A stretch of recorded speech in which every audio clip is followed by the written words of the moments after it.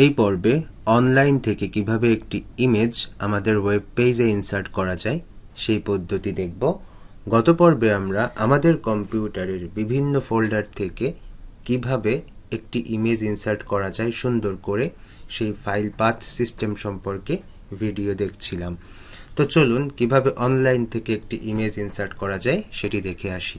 তো এই সাথে সাথে আপনাদের একটা নতুন আইডিয়া দিয়ে দিই, সেটি হচ্ছে যখন রিয়েল লাইফে কাজ করা হয় তখন প্রকৃত ইমেজ খুব কম ইউজ করা হয়।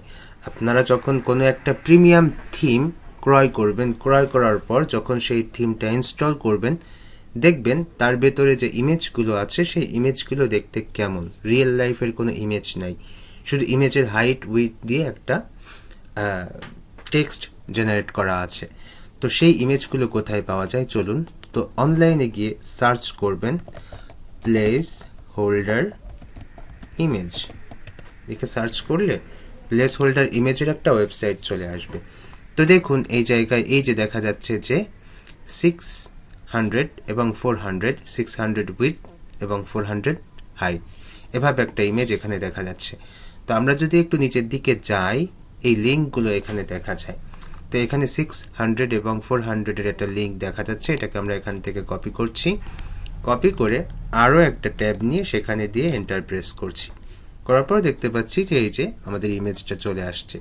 তো এখান থেকে আমরা আমাদের প্রয়োজন মতো ইমেজের ডাইমেনশন চেঞ্জ করতে পারি। যেমন এই জায়গায় 600 লেখা আছে, আমরা এটাকে চেঞ্জ করে অন 4 দিয়ে আমরা এটাকে এন্টার প্রেস করছি। দেখতে পাচ্ছি যে আমাদের ইমেজটা কিন্তু এইভাবে চেঞ্জ হয়েছে।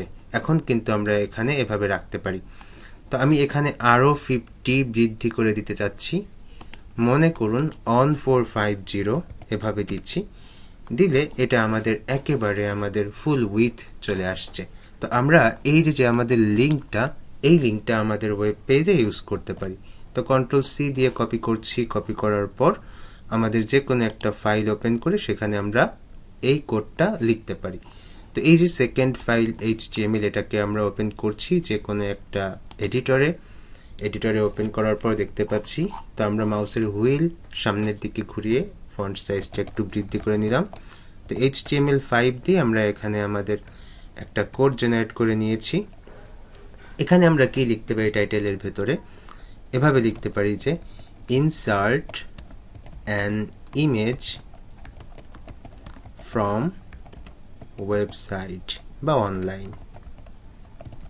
ওকে, দিয়ে সেভ দিচ্ছি। দেওয়ার পর আমরা আবার বডিতে আসছি। আসার পর এখানে আমরা আমাদের ইমেজটা দিয়ে দিব। তো ইমেজ কিভাবে ইনসার্ট করতে হয় সেটা তো আমরা জানি অবশ্যই।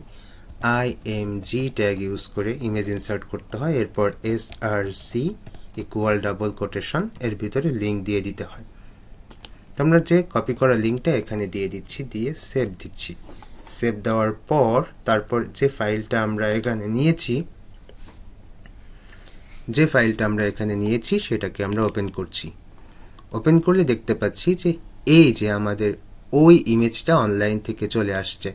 তো এখানে কিন্তু আমরা আমাদের ইউআরএল দেখলে বুঝতে পারছি এটা কিন্তু আমাদের এই ইমেজের ইউআরএল না, এটা আমাদের যে ফাইল সেই ফাইলের ইউআরএল।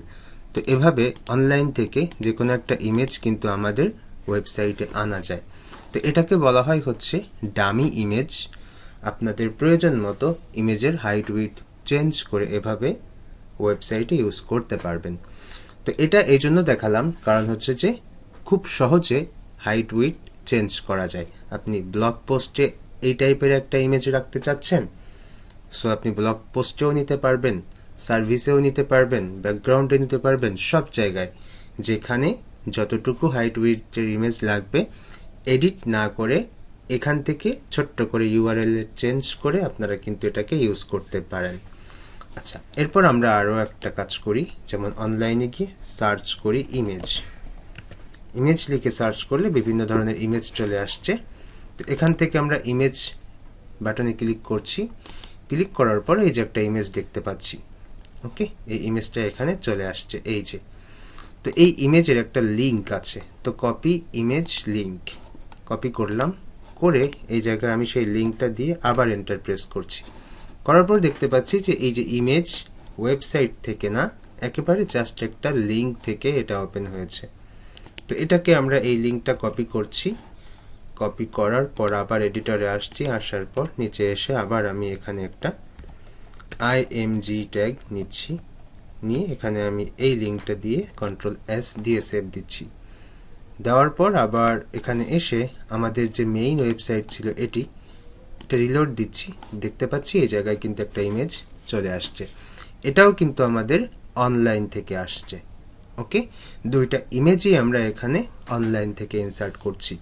তো আপনারা চাইলে ইমেজ ডাউনলোড না করে ফ্রি যে ইমেজগুলো আছে সেই ইমেজগুলোর লিঙ্ক এভাবে কিন্তু আপনাদের ওয়েবসাইটে ইউজ করতে পারেন প্র্যাকটিসের জন্য, কাজের জন্য।